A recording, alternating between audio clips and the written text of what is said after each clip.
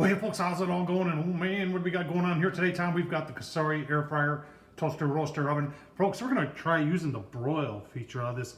And we're gonna use the broil pan that comes with it to try and do some burgers. So definitely this is something you're gonna preheat it. You see it's 450, we're gonna do the preheat. And I'll tell you what, this is gonna be some cheese infused goodness burgers. I'll tell you what folks, oh, these are so good. Keep on watching, we'll show you how we do these.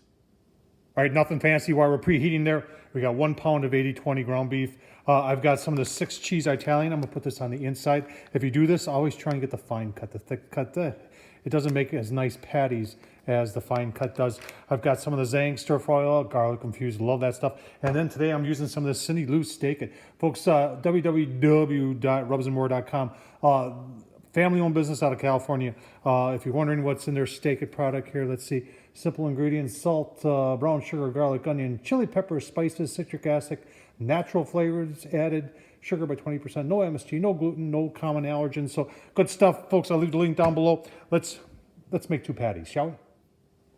Everybody always asks how much you put in, so I really don't measure, folks. I put in by eye. There's probably about two tablespoons of the Zangs in there for a pound.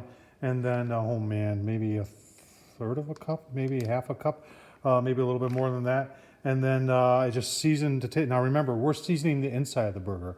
I like my seasoning on the inside as opposed to the outside. It flavors the whole burger, and that's the reason for doing it. So we'll get this all mixed up and make ourselves 2 patties.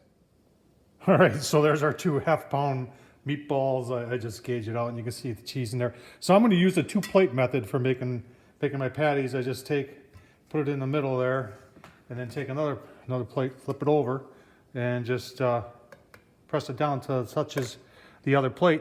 And the reason for doing that is that you get consistent thickness then of your burger. And see how that turned out? That's pretty right there. So we'll do the other one, and then we're almost ready to go on that broiler. All right, someone's gonna ask how hot is it getting, and let's take a look. See, shoot right in there, and it looks like, oh my gosh, almost 500 degrees. 480, 470. We're definitely above 450, so close it back up a little. I want to lose some of that temp, and then we'll get those burgers on. All right, sprayed a little canola oil on there. I don't want anything to stick. And then make sure you're wearing high heat gloves, folks, because this sucker is hot. You hear the sizzle. Let's watch together, shall we? Just thought I'd give you a look-see at 2 minutes. The grease and everything that's popping out of there and everything, no doubt that it's hot in there. Holy smokes. All right, so after 5 minutes, folks, I had to move it down one notch. It was getting so hot that the top heating unit was actually getting grease on it, and there was fire. And I mean, it wasn't like steady fire, but it was like, I turned around and I thought I saw a flash, and I came back and I said, oh, but there was smoke coming out. And then then I stood there and watched for a while, and sure enough, the grease was splattering up to the heating element that's up on top. There's 2 of them that go across, and if enough got up there, it would actually start on fire. So I think that's bad. So we're going to continue on the middle shelf here. Maybe, I don't know. I'll keep on going here. All right, so I'm just going to try and give them a flip here. I'm not going to give them a flip. It's not working, so we'll just keep on going here. All right, folks, so this is going to be a one and done for me. I'm sure it's going to be delicious. However, look at the mess it's making. And I tell you what, if you're doing this, don't walk away, because there definitely is a little bit of a fire hazard here. This thing gets it so hot. You saw what I took the temps at. It was above 450, and that's enough. You can see the oil is boiling, and even on the middle rack here, occasionally it's bouncing up onto the heating elements, and the heating elements are starting it on fire. So we're gonna have a massive amount of cleanup, but we're gonna have great burgers. Like I said, don't do this. Oh man, folks, even with all the drama and everything, I still made some nice burgers there. I got some pickles and some secret stadium sauce in there. I know everybody wants to see the inside, so let's cut this one and see what it's like on the inside. This was about 20 minutes, and look at that. That's nice, medium rare.